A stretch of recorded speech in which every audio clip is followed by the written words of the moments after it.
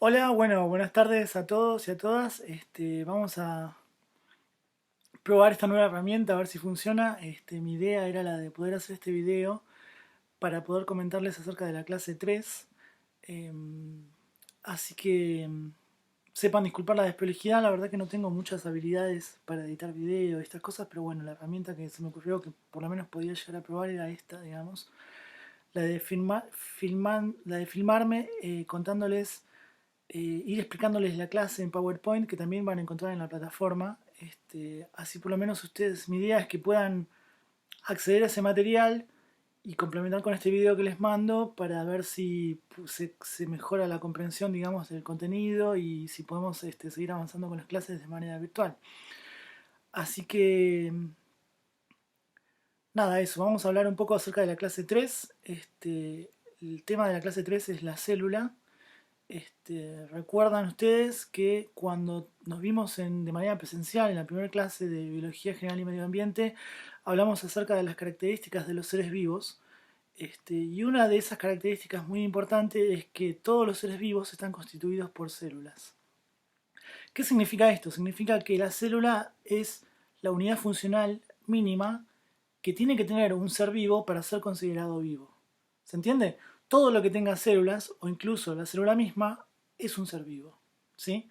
Entonces vamos a poder tener organismos vivos unicelulares de una sola célula, por ejemplo una bacteria, u organismos pluricelulares, que son la conjunción, el funcionamiento, la organización de muchas células. En ese caso estamos hablando de organismos pluricelulares, pero que del mismo modo están formados por unidades funcionales que son células. Entonces, paso a la presentación. Así se las voy contando y espero que se pueda entender. Entonces, la clase 3 se llama la célula unidad de vida. En la diapositiva 2 van a ver un poco cómo está organizada la presentación, qué tipo de contenidos van a ver en esta presentación. Y paso a la diapositiva 3, donde hablamos de la teoría celular. La teoría celular nos dice que la célula es la unidad estructural de todos los seres vivos, o sea, lo que les comentaba recién, todos los organismos vivos están formados por células. Es la unidad funcional, es la que realiza todos los procesos que le permiten vivir a ese organismo vivo. Y es la unidad de reproducción, o sea, cada célula procede de una célula preexistente, digamos. Cuando hablamos de las características de los seres vivos, también hablamos de que los seres vivos se reproducen. ¿Cómo lo hacen? Gracias a la reproducción celular.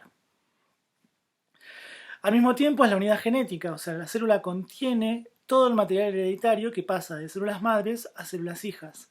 La información genética que va a regular el funcionamiento de todas las células y de un organismo está contenida en el ADN, en el genoma, en la información hereditaria que contienen las células. En la diapositiva 4 hablamos un poquito acerca de los niveles de organización. ¿Qué quiere decir esto? Toda la materia viva y no viva en este planeta está organizada en diferentes niveles de organización. O sea, está ordenada en niveles de organización. En ese sentido podemos destacar que existen niveles de organización abióticos, sin vida, y niveles de organización bióticos, donde empieza a considerarse que esos niveles o esos estamentos tienen vida. Entonces, por ejemplo, la materia está conformada por átomos. Previamente, los átomos están conformados por partículas subatómicas. Recordando en las clases de química, en el secundario o cuando hayan estudiado química alguna vez, que los átomos están conformados por electrones, neutrones y protones. Esas son partículas subatómicas que se configuran, se ordenan, se organizan para formar átomos. Los átomos son los elementos que contamos, por ejemplo, en la tabla periódica, ¿no?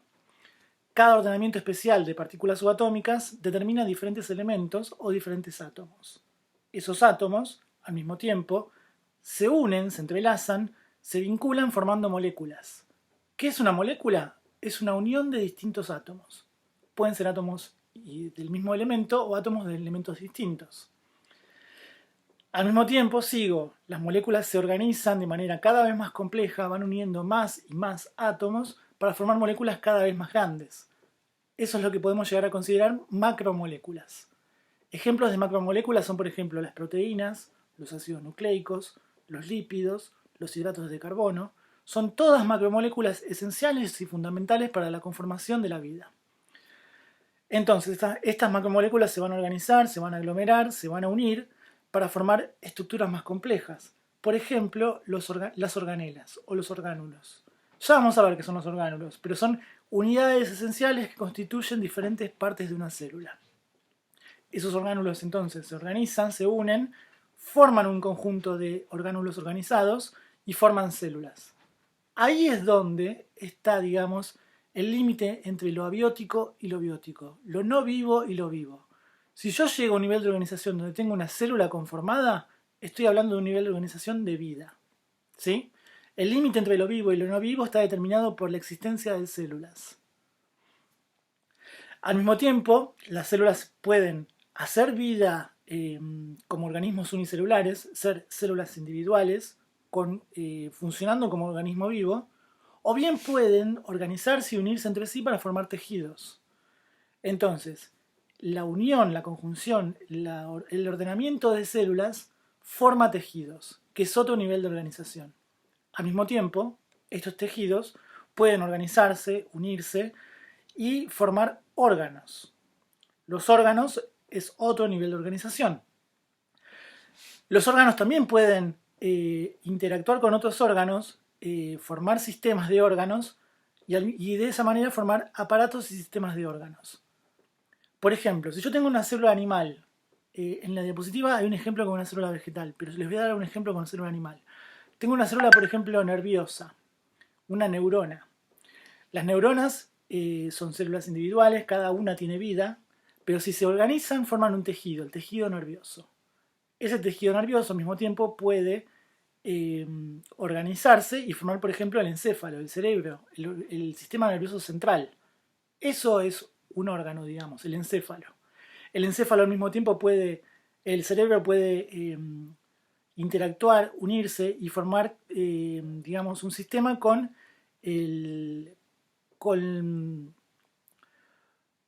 la médula espinal. Entonces ahí tenemos un sistema de órganos. Es un aparato de sistema de órganos. Es el sistema nervioso. Al mismo tiempo, en paralelo, otras células, otros tejidos, otros órganos también se organizan y se unen para interactuar y formar un individuo. Un individuo, una persona, por ejemplo, es la conjunción de muchos sistemas de órganos.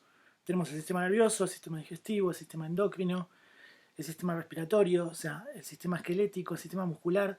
O sea, se dan cuenta cómo en realidad vamos yendo cada vez de un nivel de organización más simple a un nivel de organización más complejo, hasta llegar, por ejemplo, a la complejidad que tiene un individuo. Pero no termina ahí los niveles de organización. Podemos al mismo tiempo seguir sumando complejidad, seguir sumando, digamos, interacción con otros sistemas y con otros individuos, y por ejemplo, la conjunción de diferentes individuos forma lo que se llama una población. Al mismo tiempo, diferentes poblaciones pueden interactuar entre sí y conformar una comunidad. Acá estamos hablando ya de niveles bióticos que tienen que ver con la vida y es el campo de estudio de la ecología, por ejemplo. La comunidad, al mismo tiempo, diferentes comunidades pueden asociarse, interactuar y trabajar de manera coordinada para formar un ecosistema. Y todos los ecosistemas del planeta, por ejemplo, pueden considerarse en su conjunto de manera vinculada e interactuar y formar la ecósfera, que es la suma de todos los ecosistemas del planeta Tierra. Entonces ven cómo los niveles de organización me permiten hacer un análisis que va desde las partículas subatómicas, desde el electrón, el neutrón y el protón, hasta todo el planeta, digamos. O sea, es como diferentes niveles de análisis, diferentes niveles de organización, diferentes niveles de complejidad y de interacción entre sus componentes, que dan una idea, digamos, de niveles muy simples hasta niveles muy complejos. Paso a la diapositiva 5. La diapositiva 5 habla de los tipos de organización celular. Entonces, volvemos a la célula, que es, digamos, nuestro nivel de organización que nos va a interesar en esta clase. Cuando hablamos de célula, hablamos de dos grandes tipos de células. O sea, la primera división o la primera distinción entre células me habla de las células procariotas y las células eucariotas. Las células procariotas estamos hablando de células muy simples, muy pequeñas. En comparación, una célula procariota es mucho más pequeña que una célula eucariota. Y el ejemplo clásico de célula procariota son las bacterias. Mientras que el ejemplo clásico de célula eucariota van a ser, por ejemplo, los organismos superiores. Las plantas, los animales, los hongos, tienen células eucariotas.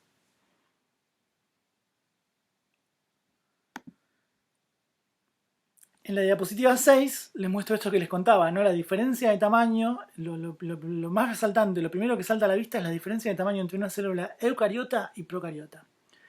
La célula procariota es la que ven por delante, es una bacteria, y por detrás se llega a ver apenas un poco de la célula eucariota. Es más o menos como para dar una idea de la diferencia de tamaño. Empezamos a hablar un poquito de las células procariotas, de estas células simples, pequeñas, de las bacterias, por ejemplo. Básicamente es una célula sin núcleo, o sea, el material genético está distribuido en el citoplasma, o sea, el citoplasma es todo el contenido que está dentro de la membrana plasmática, digamos, lo que separa el medio externo del medio interno es la membrana, y en su interior está contenido el citoplasma. Este citoplasma es lo único que tiene, digamos, la célula procariota. El genoma, el material genético, está suelto, por decirlo de alguna manera, disperso en el citoplasma. El ADN está formado por una sola molécula circular, tienen un genoma circular único y simple. Al mismo tiempo, muchas veces las células procariotas contienen una pared celular, una envoltura rígida de polisacáridos y proteínas que protege, cumple funciones de protección y de transporte. Y como les contaba, bajo esa pared celular está la membrana plasmática, que la membrana plasmática va a estar presente en todas las células, ya sean procariotas o eucariotas, y se va a encargar de regular la entrada y la salida de sustancias. Lo que entra y sale de la célula está regulado por la membrana plasmática.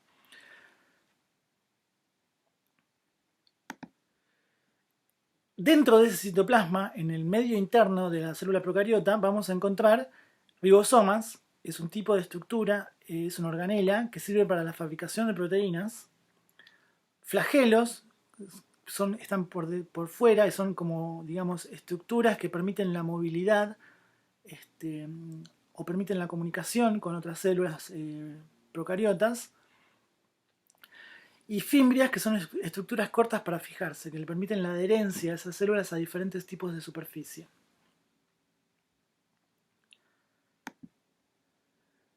Paso a la organización celular de la célula eucariota. El ejemplo que viene en el esquema es una célula eucariota animal. De nuevo, lo que define todas las células es la presencia de una membrana plasmática que aísla al medio interno del medio externo, o sea, separa lo que es adentro de la célula de afuera de la célula. Esa membrana plasmática, de nuevo, es una membrana semipermeable que va a permitir la regulación en el intercambio de materia con el medio externo. Lo que entra y lo que sale de la célula está regulado por la membrana plasmática. Ahora, gran diferencia con las células procariotas es que vamos a encontrar un núcleo. Cuando pensamos en una célula eucariota tenemos que pensar en un sistema de membranas encerrado en otro sistema de membranas. Entonces, el núcleo es una estructura también rodeada por una membrana que se encuentra dentro del citoplasma de la célula eucariota. Este núcleo contiene el material genético y está rodeado por esta envoltura nuclear, o sea, esta membrana nuclear que les comentaba. De nuevo, el medio interno contiene un citoplasma, es el medio acuoso del interior celular, con fibras de citoesqueleto y orgánulos, que le dan estructura, rigidez y forma a esa célula. No es que es simplemente una bolsa de agua, sino que hay estructuras que le permiten a ese citoplasma mantener, digamos, su funcionamiento y su estructura. Existen diferentes tipos de estructuras, los voy a mencionar muy rápidamente porque no quiero entrar mucho en detalle, a los que vamos a llamar orgánulos. Entre estos orgánulos u organelas están, por ejemplo, el retículo endoplasmático, que es un sistema de sacos aplanados, de bolsas de citoplasma aplanadas y que tienen conductos tubulares. Hay un retículo endoplasmático que es rugoso, que tiene ribosomas, que les decía que los ribosomas son los encargados de sintetizar proteínas. Y un retículo endoplasmático liso que no tiene ribosomas y sintetiza lípidos, no sintetiza proteínas. Otra organela es el aparato de Golgi, son cisternas apiladas y planas, acumula y exporta al exterior sustancias del retículo endoplasmático. Los ribosomas, como ya les contaba, o sea, pueden estar adosados a las paredes del retículo endoplasmático o pueden estar libres en el citoplasma. Estos ribosomas están formados por ARN y proteínas y fabrican proteínas. Las mitocondrias, una organela de gran importancia porque es un sistema de doble membrana, es una membrana dentro de otra membrana. Ven como la célula eucariota va haciendo cajas adentro de cajas, ¿no? Tengo una membrana celular, una membrana plasmática por fuera, por dentro tengo otra membrana que es la del núcleo, otra membrana de la mitocondria, y la mitocondria tiene doble membrana. Así que son sistemas de organización de membranas adentro de membranas. Estas mitocondrias se encargan de la respiración celular y de la obtención de energía. Básicamente es como digamos, la organela que se encarga de la obtención de la energía a partir de los nutrientes. También tenemos lisosomas, que son vesículas procedentes del aparato de Golgi, que tienen enzimas. Después vamos a explicar un poquito más de qué es una enzima y de qué se trata una enzima. Y al mismo tiempo también pueden haber vacuolas, que son vesículas que acumulan sustancias. Sustancias que pueden ser de exportación o de reserva. La célula puede guardar en sistemas de membranas sustancias que va a utilizar a futuro, o bien puede exportar y mandar a otras células sustancias que ella misma elabora. Dentro de las células eucariotas vamos a ver grandes diferencias entre lo que es una célula eucariota animal y lo que es una célula eucariota vegetal. Vamos a ir de a poco entendiendo un poco mejor esto. No se asusten porque es mucha información de golpe, pero de a poquito vamos a ir tocando cada tema.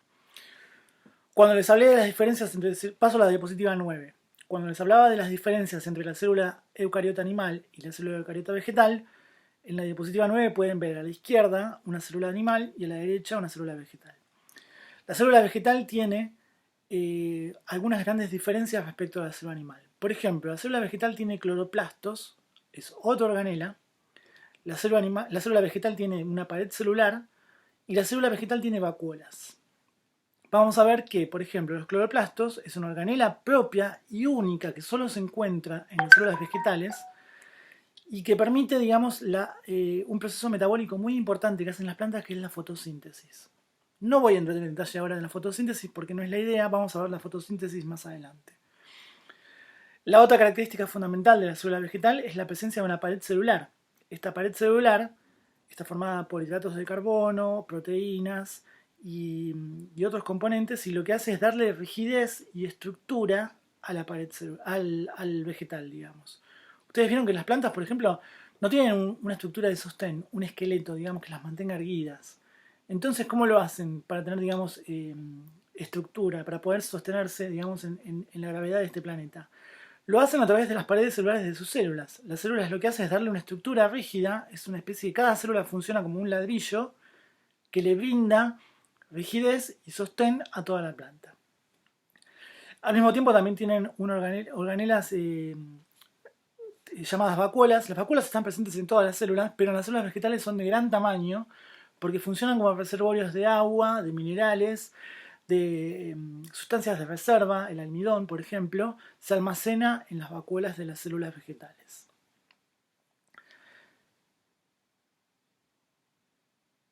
Cuando vamos a la célula animal, tiene todo lo que tiene una célula que venimos describiendo, y una pequeña diferencia son los centríolos, que no estarían presentes, que no están presentes en las células vegetales y que cumplen funciones, digamos, durante la reproducción celular, durante la mitosis y la meiosis. Tampoco voy a entrar ahora en mitosis y meiosis, simplemente quédense con esa información. La célula animal tiene centríolos, la célula vegetal no posee centríolos.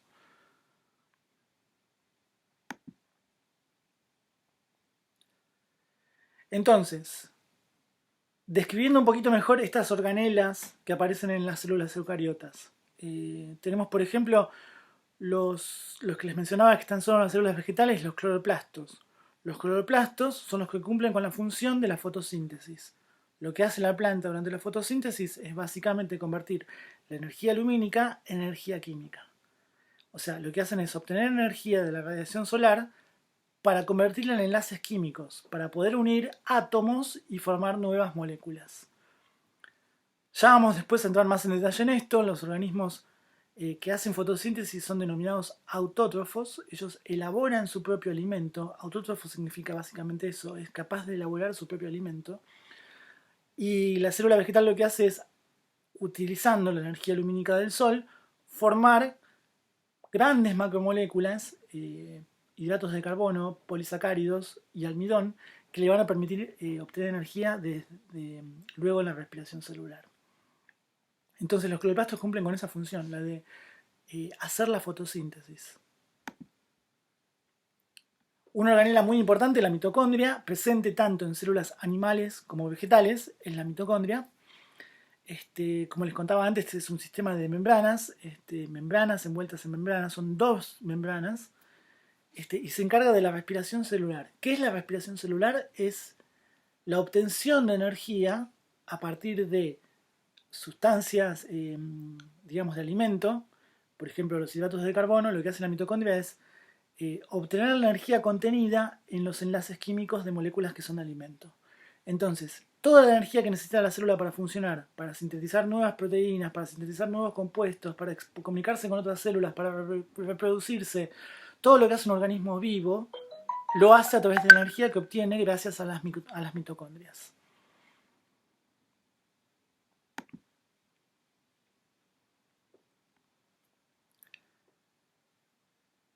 Luego, hablamos en la diapositiva 12 del núcleo celular. El núcleo celular dijimos que es como la gran característica que distingue a las células procariotas y eucariotas. Las células eucariotas tienen un núcleo celular.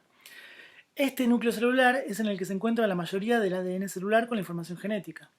Las células suelen tener un solo núcleo, a excepción de las polinucleadas, que son células musculares estriadas, pero son excepciones, digamos, a la regla. O bien pueden haber células que no tienen núcleo, por ejemplo los glóbulos rojos.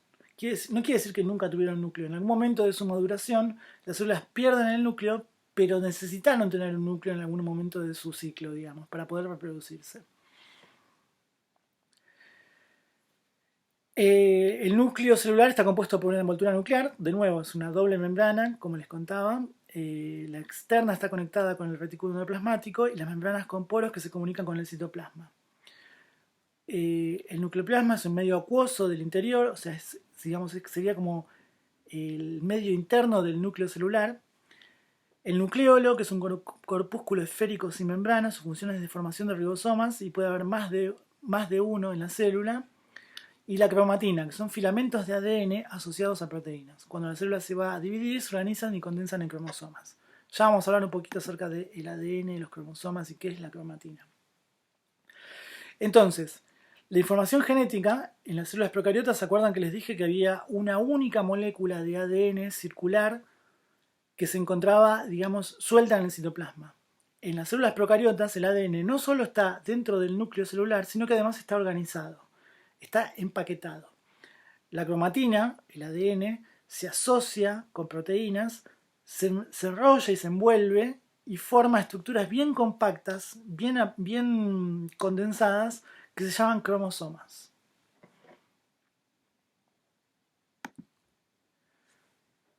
En la diapositiva 14 les hablo de algunas características de los cromosomas. Cada cromosoma tiene dos cromátidas hermanas. Ven que se ven dos brazos pegados, unidos en el centro. Están unidas por el centrómero, que es una estructura que mantiene unidas esas cromátidas hermanas. Ambas son idénticas y ya que proceden de la replicación del ADN. Cada cromátida con dos brazos de igual o distinta longitud. O sea, una cromátida, un brazo es una copia y la otra cromátida es una copia exacta de la cromátida hermana.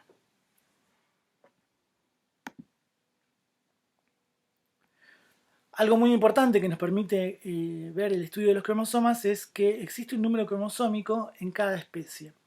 Cada especie tiene un número característico de cromosomas diferentes. Los organismos pueden ser haploides o diploides en función de los juegos de cromosomas que tengan. Ya vamos a ir explicando esto. Por ejemplo, nosotros los humanos, la especie Homo sapiens, tiene un número de cromosomas igual a 46. Nosotros somos diploides. Ya vamos a ver, ya se los voy a ir explicando de a poquito. Los organismos diploides, también denominados 2N, son los que tienen dos juegos de cada cromosoma en sus células somáticas, en las células que no son reproductoras. Uno procede del padre y el otro procede de la madre. Por eso se llaman cromosomas homólogos. O sea, todas las células de nuestro cuerpo, menos los espermatozoides y los óvulos, son células diploides. Las células somáticas son todas las células del cuerpo, con excepción de las células reproductoras. Las células reproductoras, los espermatozoides y los óvulos, son haploides. no tienen doble carga de genética, no son 2N, no tienen pares de cromosomas homólogos. Si yo me saco una célula de la piel, la miro al microscopio y puedo contar el número de cromosomas, voy a encontrar 46 cromosomas, ordenados en 23 pares. Esa célula de la piel es somática, es diploide. Si yo tomo una muestra y miro el núcleo de un espermatozoide, el espermatozoide es una célula también, tiene vida, tiene núcleo, es una célula eucariota. En su núcleo contiene información genética. Miro el núcleo, miro la información genética de esa célula reproductiva y lo que voy a encontrar es que tiene 23 cromosomas. O sea, no es haploide, no es diploide, es haploide. Tiene un único par de cromosomas. O sea, no están, digamos, los cromosomas ordenados por pares, sino que tiene un solo juego. ¿Sí? Eso quiere decir haploide. Haploides son los que tienen un solo juego de cada cromosoma. Entonces, una célula somática, 2N, es igual 46 cromosomas. Una célula haploide es N igual 23 cromosomas.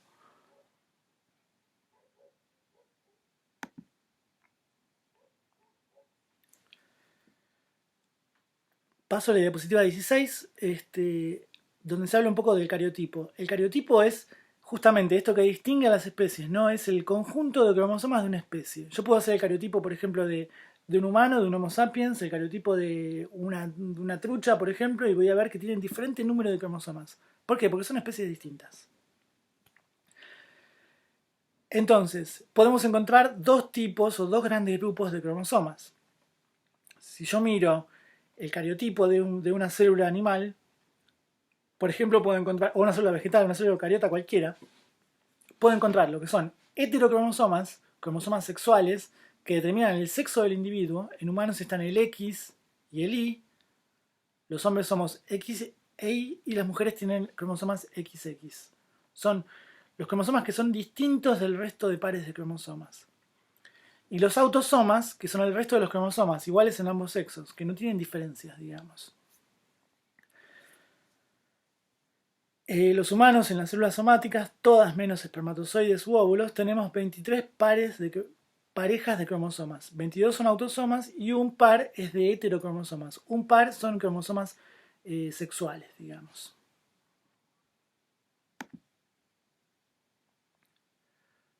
Y paso a la diapositiva 17, donde vamos a hablar un poco del ciclo celular.